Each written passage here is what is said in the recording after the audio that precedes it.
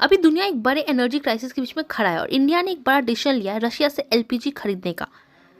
Middle east में जो भी चल रहा है टेंशन, स्पेशली ईरान वॉर ने ग्लोबल ऑयल और गैस सप्लाई को हिला के रख दिया। सबसे बड़ा इम्पैक्ट आया है स्ट्रेट ऑफ हॉर्मूज के बंद होने से, जहां से इंडिया अपनी एलपीजी का मेजर हिस्सा इंपोर्ट करता था। अब ये रूट डिस्टर्ब हो चुका है तो इंडिया के सामने एक बड़ा क्राइसिस खड़ा हो गया।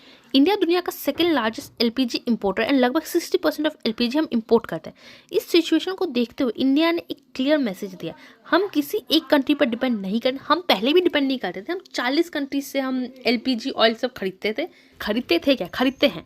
हम किसी एक कंट्री पर डिपेंड नहीं करेंगे, हम एलपीजी हर जगह से खरीदेंगे इंक्लूडिंग रशिया। एमईए ने कहा है कि गवर्नमेंट का फोकस सिंपल है, 1.4 बिलियन लोगों का फ्यूल नीड्स को इंश्योर करना। अब यहाँ रशिया की एंट्री होती है। इंडिया ऑलरेडी रशियन ऑयल का एक बड़ा बायर है और अब एलपीजी भी रशिया से लेने की प्लानिंग हो रही है। ये एक स्मार्ट मूव है क्योंकि रशिया रेडी है सप्लाई देने के लिए।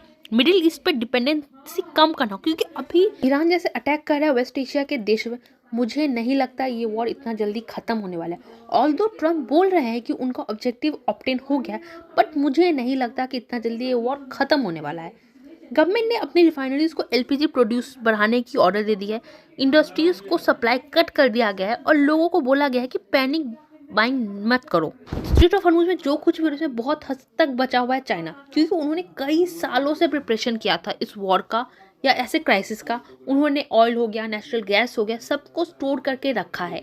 और चाइना का जो 50% तक जो व्हीकल्स है वो ईवीज है, इसीलिए चाइना इस क्राइसिस से बहुत हद तक बचा हुआ है। इसीलिए हम चाइना से ज़्यादा डिपेंडेंट है तेल पे।